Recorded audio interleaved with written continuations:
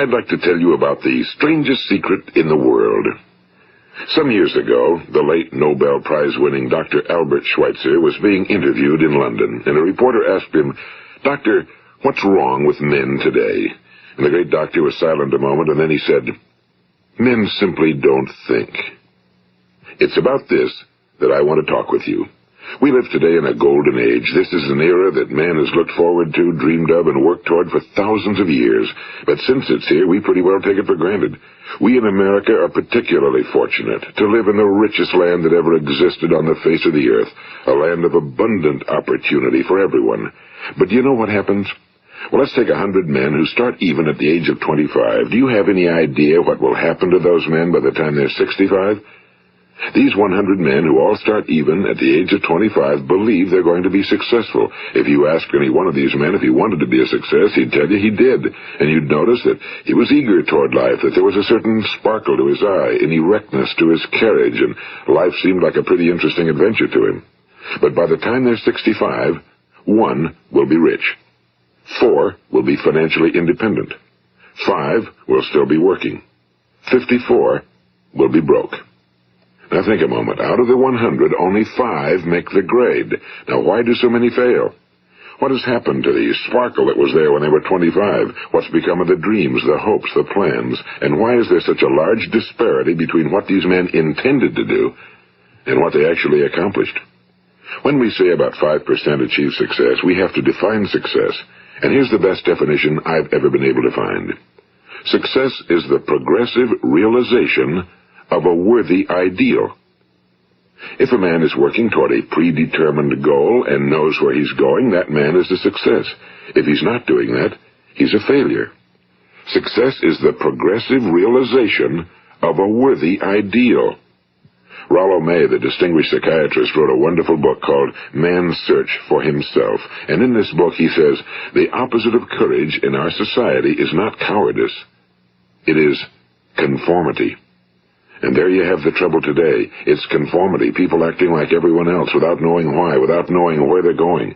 Now think of it. In America right now, there are over 18 million people 65 years of age and older. And most of them are broke. They're dependent on someone else for life's necessities. Now, we learn to read by the time we're 7. We learn to make a living by the time we're 25. Usually by that time, we're not only making a living, we're supporting a family. And yet by the time we're 65, we haven't learned how to become financially independent in the richest land that has ever been known. Why? We conform. And the trouble is that we're acting like the wrong percentage group, the 95 who don't succeed. Now, why do these people conform? Well, they really don't know. These people believe that their lives are shaped by circumstances, by things that happen to them, by exterior forces. They're outer-directed people. A survey was made one time that covered a lot of men, working men, and these men were asked, "Why do you work? Why do you get up in the morning?" 19 out of 20 had no idea. If you ask them, they'll say, well, everyone goes to work in the morning, and that's the reason they do it, because everyone else is doing it. Now let's get back to our definition of success. Who succeeds? The only person who succeeds is the person who is progressively realizing a worthy ideal. He's the person who says, I'm going to become this, and then begins to work toward that goal. I'll tell you who the successful people are. A success is the school teacher who's teaching school because that's what he or she wants to do. The success is the woman who's a wife and mother because she wanted to become a wife and mother and is doing a good job of it. The success is the man who runs the corner gas station because that was his dream. That's what he wanted to do. The success is the successful salesman who wants to become a top-notch salesman and grow and build with his organization. A success is anyone who is doing deliberately a predetermined job because that's what he decided to do deliberately. But only 1 out of 20 does that. That's why today there isn't really any competition unless we make it for ourselves. Instead of competing, all we have to do is create. You know, for 20 years I looked for the key which would determine what would happen to a human being. Was there a key I wanted to know which would make the future a promise that we could foretell to a large extent? Was there a key that would guarantee a person's becoming successful if he only knew about it and knew how to use it? Well, there is such a key, and I've found it. Have you ever wondered why so many men work so hard and honestly without ever achieving anything in particular, and others don't seem to work hard and yet seem to get everything? They seem to have the magic touch. You've heard them say that about someone. Everything he touches turns to gold. And have you ever noticed that a man who becomes successful tends to continue to become successful? And on the other hand, have you noticed how a man who's a failure tends to continue to fail? Well, it's because of goals. Some of us have goals, some don't. People with goals succeed because they know where they're going. It's that simple. Think of a ship leaving a harbor, and think of it with the complete voyage mapped out and planned. The captain and crew know exactly where it's going and how long it'll take. It has a definite goal. Now, 9,999 times out of 10,000, it will get to where it started out to get. Now, let's take another ship, just like the first, only let's not put a crew on it or a captain at the helm. Let's give it no aiming point, no goal, no destination. We just start the engines and let it go. I think you'll agree with me that if it gets out of the harbor at all, it will either sink or wind up on some deserted beach, a derelict. It can't go any place because it has no destination and no guidance, and it's the same with a human being. Take the salesman, for example. There's no other person in the world today with the future of a good salesman. Selling is the world's highest paid profession, if we're good at it and if we know where we're going. Every company needs top-notch salesmen, and they reward those men. The sky's the limit for them. But how many can you find? Someone once said the human race is fixed, not to prevent the strong from winning, but to prevent the weak from losing.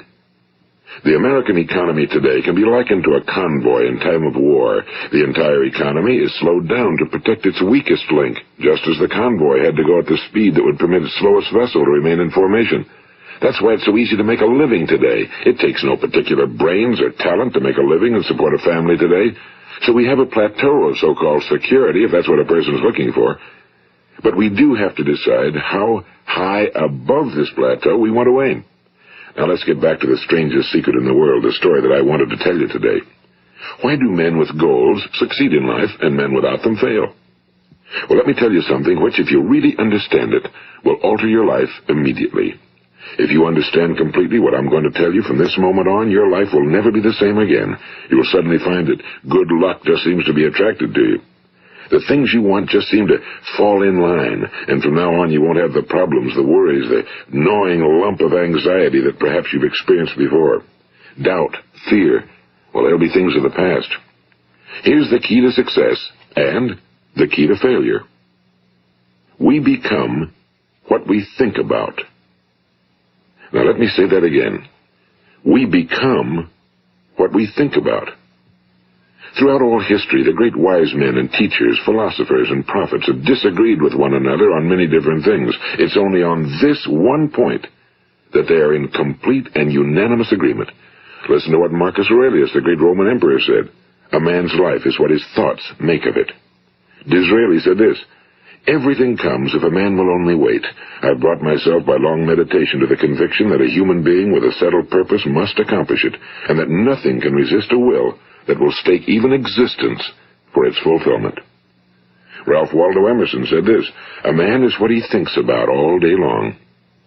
William James said, the greatest discovery of my generation is that human beings can alter their lives by altering their attitudes of mind. And he also said, we need only in cold blood act as if the thing in question were real, and it will become infallibly real by growing into such a connection with our life that it will become real.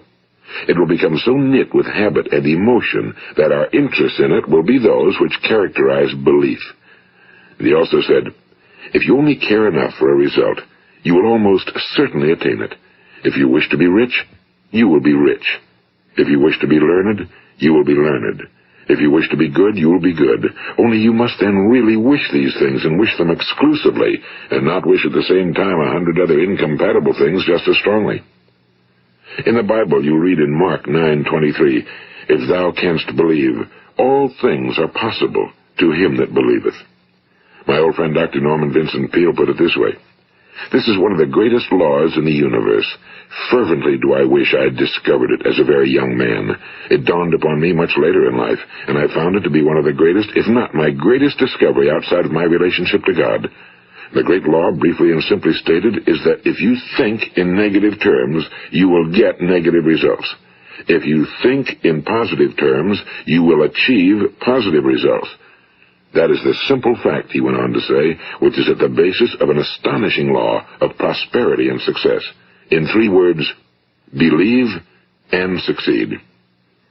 William Shakespeare put it this way, our doubts are traitors and make us lose the good we oft might win by fearing to attempt. George Bernard Shaw said, people are always blaming their circumstances for what they are. I don't believe in circumstances. The people who get on in this world are the people who get up and look for the circumstances they want, and if they can't find them, make them. Well, it's pretty apparent, isn't it? And every person who discovered this for a while believed that he was the first one to work it out. We become what we think about. Now, it stands to reason that a person who's thinking about a concrete and worthwhile goal is going to reach it, because that's what he's thinking about, and we become what we think about. Conversely, the man who has no goal, who doesn't know where he's going, and whose thoughts must therefore be thoughts of confusion and anxiety and fear and worry, becomes what he thinks about. His life becomes one of frustration and fear and anxiety and worry. And if he thinks about nothing, he becomes nothing. Now, how does it work? Why do we become what we think about? Well, I'll tell you how it works as far as we know. Now, to do this, I want to tell you about a situation that parallels the human mind. Suppose a farmer has some land, and it's good fertile land. Now, the land gives the farmer a choice. He may plant in that land whatever he chooses. The land doesn't care. It's up to the farmer to make the decision. Now, remember, we're comparing the human mind with the land because the mind, like the land, doesn't care what you plant in it. It will return what you plant, but it doesn't care what you plant. Now let's say that the farmer has 2 seeds in his hand. One is a seed of corn, the other is nightshade, a deadly poison. He digs 2 little holes in the earth and he plants both seeds, one corn, the other nightshade. He covers up the holes, waters, and takes care of the land, and what will happen? Invariably the land will return what's planted. As it's written in the Bible, as ye sow, so shall ye reap. Now remember, the land doesn't care. It'll return poison in just as wonderful abundance as it will corn. So up come the 2 plants, one corn, one poison. Now, the human mind is far more fertile, far more incredible and mysterious than the land, but it works the same way. It doesn't care what we plant. Success, failure. A concrete, worthwhile goal, or confusion. Misunderstanding, fear, anxiety, and so on. But what we plant, it must return to us. You see, the human mind is the last great unexplored continent on Earth. It contains riches beyond our wildest dreams. It will return anything we want to plant. Now, you might say, well, if that's true, why don't people use their minds more? Well, I think they figured out an answer to that one, too. Our mind comes as standard equipment at birth. It's free, and things that are given to us for nothing we place little value on. Things that we pay money for, we value. The paradox is that exactly the reverse is true. Everything that's really worthwhile in life came to us free. Our minds, our souls, our bodies, our hopes, our dreams, our ambitions, our intelligence, our love of family and children and friends and country, all these priceless possessions are free. But the things that cost us money are actually very cheap and can be replaced at any time. A good man can be completely wiped out and make another fortune. He can do that several times. Even if our home burns down, we can rebuild it. But the things we got for nothing, we can never replace. The human mind isn't used because we take it for granted. Familiarity breeds contempt. It can do any kind of job we assign to it, but generally speaking, we use it for little jobs instead of big, important ones. Universities have proved that most of us are operating on about 10% or less of our abilities. So decide now, what is it you want? Plant your goal in your mind. It's the most important decision you'll ever make in your entire life. What is it you want? Do you want to be an outstanding salesman? A better worker at your particular job? Do you want to go places in your company? In your community? Do you want to get rich? All you've got to do is plant that seed in your mind, care for it, work steadily toward your goal, and it will become a reality. It not only will, there's no way that it cannot. You see, that's a law, like the laws of Sir Isaac Newton, the laws of gravity. If you get on top of a building and jump off, you'll always go down. You'll never go up, and it's the same with all the other laws of nature. They always work. They're inflexible. Think about your goal in a relaxed, positive way. Picture yourself in your mind's eye as having already achieved this goal. See yourself doing the things you will be doing when you've reached your goal. Ours has been called the phenobarbital age, the age of ulcers and nervous breakdowns and tranquilizers. At a time when medical research has raised us to a new plateau of good health and longevity, far too many of us worry ourselves into an early grave trying to cope with things in our own little personal ways without learning a few great laws that will take care of everything for us. These things we bring on ourselves through our habitual way of thinking. Every one of us is the sum total of his own thoughts. He is where he is because that's exactly where he really wants to be, whether he'll admit that or not. Each of us must live off the fruit of his thoughts in the future, because what you think today and tomorrow, next month and next year, will mold your life and determine your future. You're guided by your mind. I remember one time I was driving through eastern Arizona, and I saw one of those giant earth-moving machines roaring along the road at about 35 miles an hour with what looked like 30 tons of dirt in it. A tremendous, incredible machine, and there was a little man perched way up on top with the wheel in his hands guiding it. And as I drove along, I was struck by the similarity of that machine to the human mind. Just suppose you're sitting at the controls of such a vast source of energy. Are you going to sit back and fold your arms and let it run itself into a ditch? Or are you going to keep both hands firmly on the wheel and control and direct this power to a specific, worthwhile purpose? It's up to you. You're in the driver's seat. You see, the very law that gives us success is a two-edged sword. We must control our thinking. The same rule that can lead a man to a life of success, wealth, happiness, and all the things he ever dreamed of for himself and his family. That very same law can lead him into the gutter. It's all in how he uses it, for good or for bad. This is the strangest secret in the world. Now, why do I say it's strange, and why do I call it a secret? Actually, it isn't a secret at all. It was first promulgated by some of the earliest wise men, and it appears again and again throughout the Bible, but very few people have learned it, understand it. That's why it's strange, and why for some equally strange reason it virtually remains a secret. I believe that you could go out and walk down the main street of your town and ask one man after another what the secret of success is, and you probably wouldn't run into one man in a month who could tell you. Now, this information is enormously valuable to us if we really understand it and apply it. It's valuable to us not only for our own lives, but the lives of those around us, our families, employees, associates, and friends. Life should be an exciting adventure. It should never be a bore. A man should live fully, be alive. He should be glad to get out of bed in the morning. He should be doing a job he likes to do because he does it well. One time I heard Grove Patterson, the great late editor-in-chief of the Toledo Daily Blade, make a speech, and as he concluded his speech, he said something I've never forgotten. He said, "My years in the newspaper business have convinced me of several things. Among them, that people are basically good, and that we came from someplace, and we're going someplace. So we should make our time here an exciting adventure. The architect of the universe didn't build a stairway leading nowhere." And the greatest teacher of all, the carpenter from the plains of Galilee, gave us the secret time and time again. As ye believe, so shall it be done unto you. I've explained the strangest secret in the world and how it works. Now, on this side, I want to explain how you can prove to yourself the enormous returns possible in your own life by putting this secret to a practical test. I want you to make a test that will last 30 days. It isn't going to be easy, but if you'll give it a good try, it will completely change your life for the better. Now, back in the 17th century, Sir Isaac Newton, the English mathematician and natural philosopher, gave us some natural laws of physics which apply as much to human beings as they do to the movement of bodies in the universe. And one of these laws is that for every action, there is an equal and opposite reaction. Simply stated, as it applies to you and me, it means we can achieve nothing without paying the price. The results of your 30-day experiment will be in direct proportion to the effort you put forth. To be a doctor, you must pay the price of long years of difficult study. To be successful in selling, and remember that each of us succeeds to the extent of his ability to sell. Selling our families on our ideas, selling education in schools, selling our children on the advantages of living the good and honest life, selling our associates and employees on the importance of being exceptional people. To, of course, the profession of selling itself. But to be successful in selling our way to the good life, we must be willing to pay the price. Now, what is that price? Well, it's many things. First, it's understanding emotionally, as well as intellectually, that we literally become what we think about, that we must control our thoughts if we're to control our lives. It's understanding fully that as ye sow, so shall ye reap. Second, it's cutting away all fetters from the mind and permitting it to soar as it was divinely designed to do. It's the realization that your limitations are self-imposed and that the opportunities for you today are enormous beyond belief. It's rising above narrow-minded pettiness and prejudice.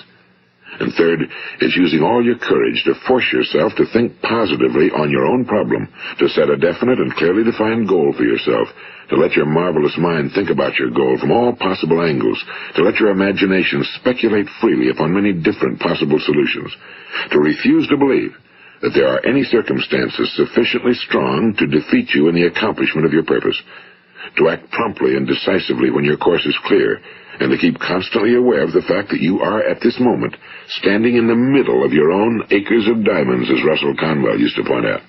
And fourth, save at least 10% of every dollar you earn. It's also remembering that no matter what your present job, it has enormous possibilities, if you're willing to pay the price. Now let's just go over the important points in the price each of us must pay to achieve the wonderful life that can be ours. It is, of course, worth any price. 1. You will become what you think about. 2. Remember the word imagination and let your mind begin to soar. 3. Courage. Concentrate on your goal every day. 4. Save 10% of what you earn. And 5. Action. Ideas are worthless unless we act on them. Now, I'll try to outline the 30-day test I want you to make. Keep in mind that you have nothing to lose by making this test and everything you could possibly want to gain. There are two things that may be said of everyone. Each of us wants something, and each of us is afraid of something. I want you to write on a card what it is you want more than anything else. It may be more money. Perhaps you'd like to double your income or make a specific amount of money. It may be a beautiful home. It may be success at your job. It may be a particular position in life. It could be a more harmonious family. Each of us wants something. Now write down on your card specifically what it is you want. Make sure it's a single goal and clearly defined. You needn't show it to anyone, but carry it with you so that you can look at it several times a day. Think about it in a cheerful, relaxed, positive way each morning when you get up, and immediately you have something to work for, something to get out of bed for, something to live for. Look at it every chance you get during the day and just before going to bed at night. And as you look at it, remember that you must become what you think about, and since you're thinking about your goal, you realize that soon it will be yours. In fact, it's yours really the moment you write it down and begin to think about it. Look at the abundance all around you as you go about your daily business. You have as much right to this abundance as any other living creature. It's yours for the asking. Now we come to the difficult part. Difficult because it means the formation of what is probably a brand new habit, and new habits are not easily formed.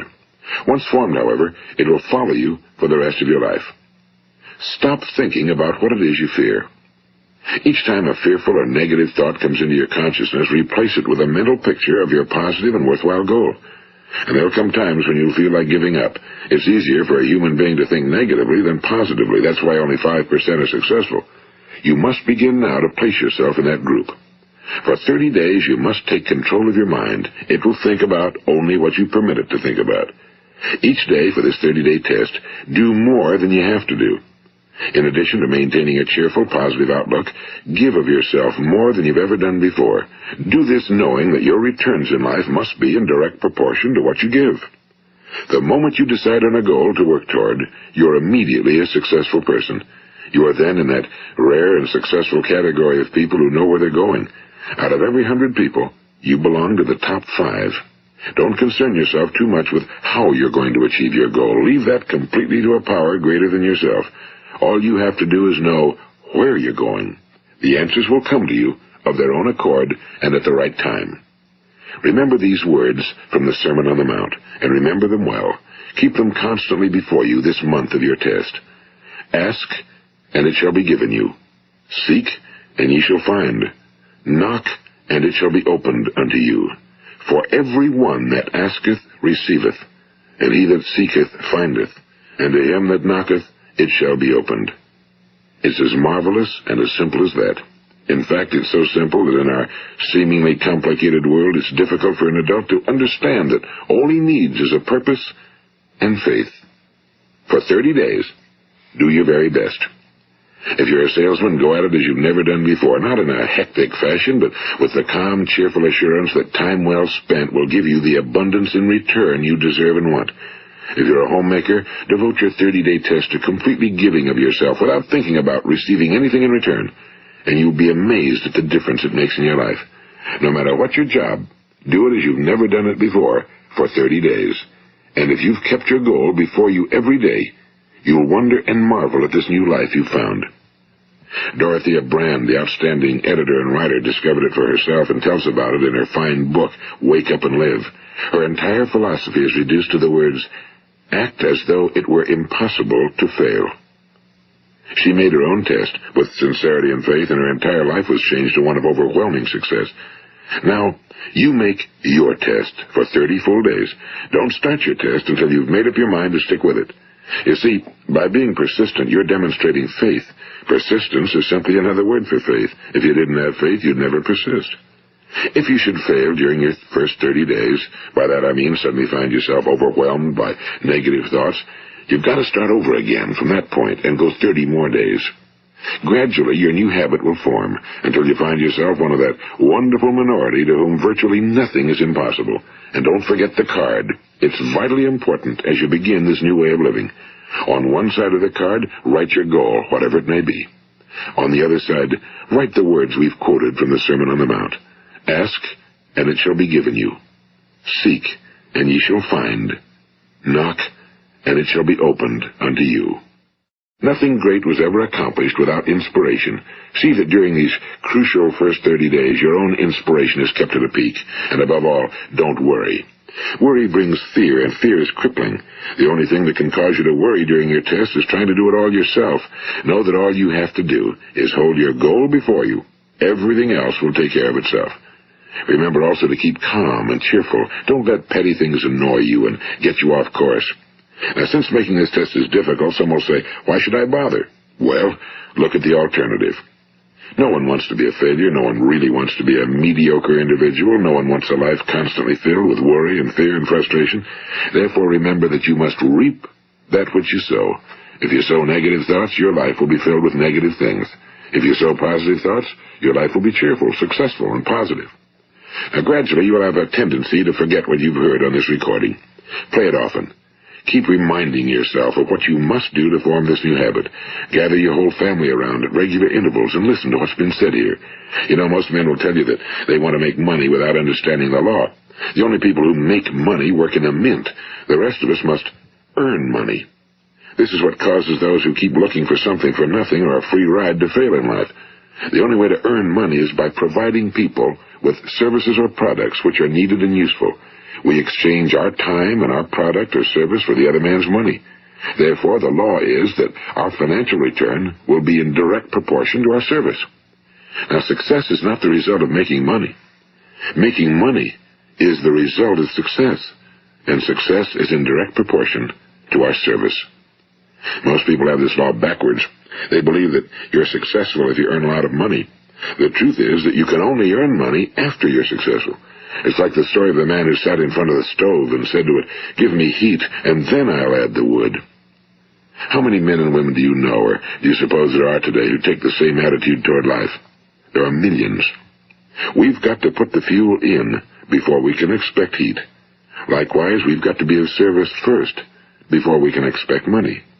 Don't concern yourself with the money. Be of service, build, work, dream, create. Do this and you'll find there's no limit to the prosperity and abundance that will come to you. Prosperity, you know, is founded upon a law of mutual exchange. Any person who contributes to prosperity must prosper in turn himself. Sometimes the return will not come from those you serve, but it must come to you from someplace, because that's the law. For every action, there is an equal and opposite reaction.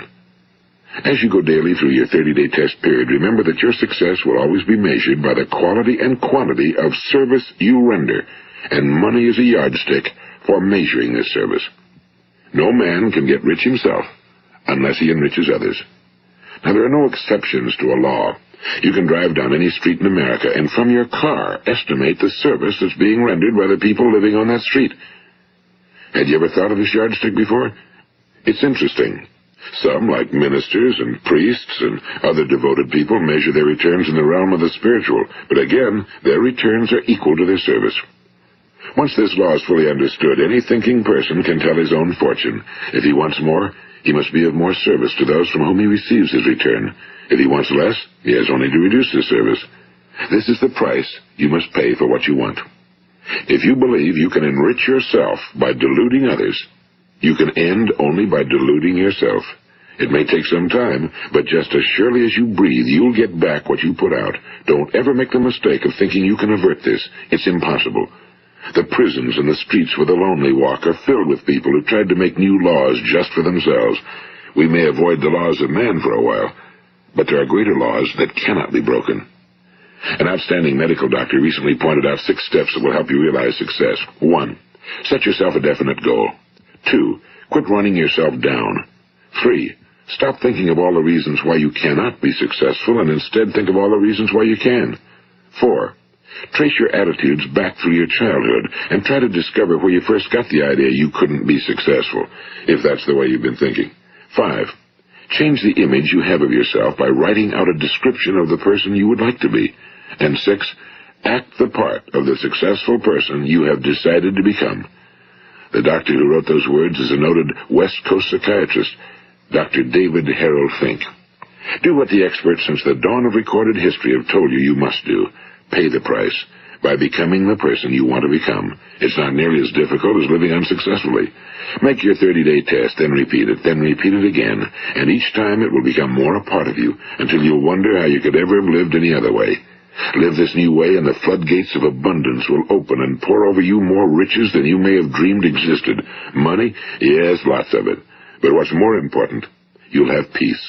You'll be in that wonderful minority who lead calm, cheerful, successful lives. Start today. You have nothing to lose, but you have a whole life to win. This is Earl Nightingale, and thank you.